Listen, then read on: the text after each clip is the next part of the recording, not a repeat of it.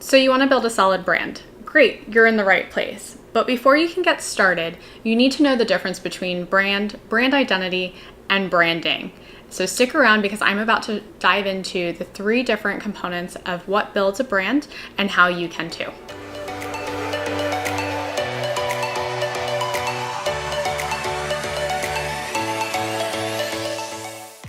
Many times when clients start talking to me about branding, they immediately jump to wanting to talk about the visual identity. They want to talk about the logo, the colors, the fonts. And then that's where they stop. And while those components are really important in building a successful and consistent brand, it's not the only piece that makes up your brand story.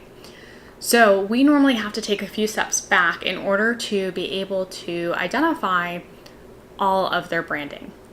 And by the time that they're done working with me, they're often saying, oh my gosh, that was so much more work than I was ever anticipating. That made me really think deep about what I'm offering and who I'm talking to and why I'm offering it. But it was so worth it. Thank you, Cyan.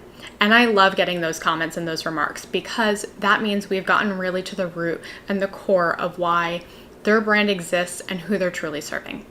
So in order to identify that for you without having to deep dive into all of those components and all of those things, I first want you to understand and identify the difference between brand identity, and branding.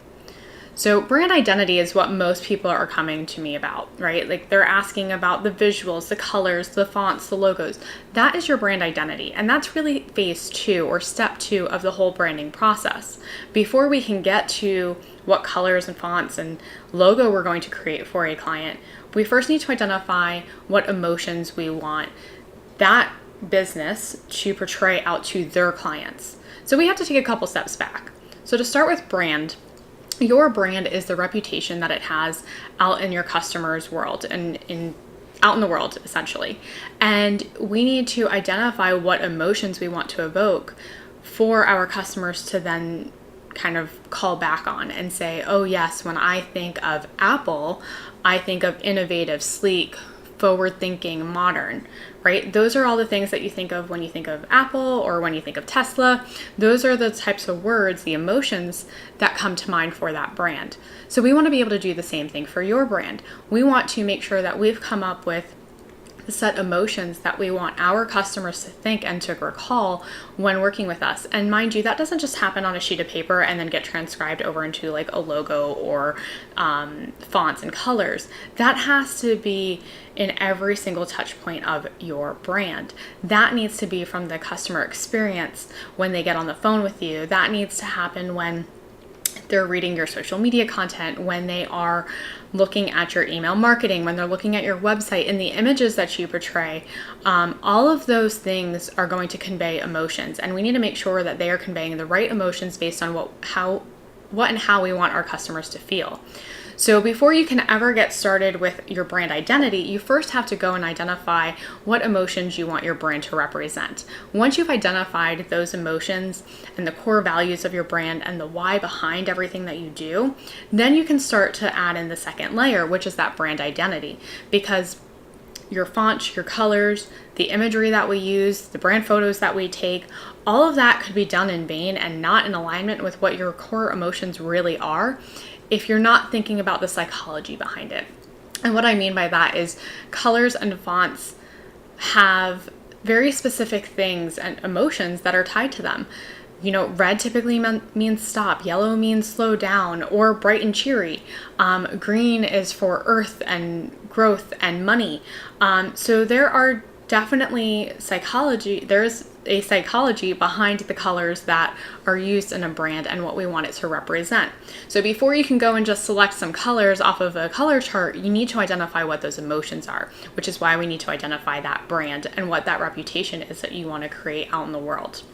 Then once you get to that brand identity, you identify the fonts and colors and logos and things that align with bringing those emotions to life. And then branding is the actual process of putting your brand out there. It is the consistent social media posts, email marketing, website traffic that you're driving to the traffic that you're driving to your website. All of those things are parts of branding, are parts of putting your brand out into the world. It is that process of getting it out there. So now that you know the difference between brand identity, and branding, you can start to build your brand to have a stronger foundation. So that way you are focusing on the right aspects of your brand to create a consistent brand. And that I will end on that note is consistency is truly key when creating your branding. You can't just have your brand messaging honed in on your website and then not be leveraging that or using that on your social media, your email marketing, and everything in between.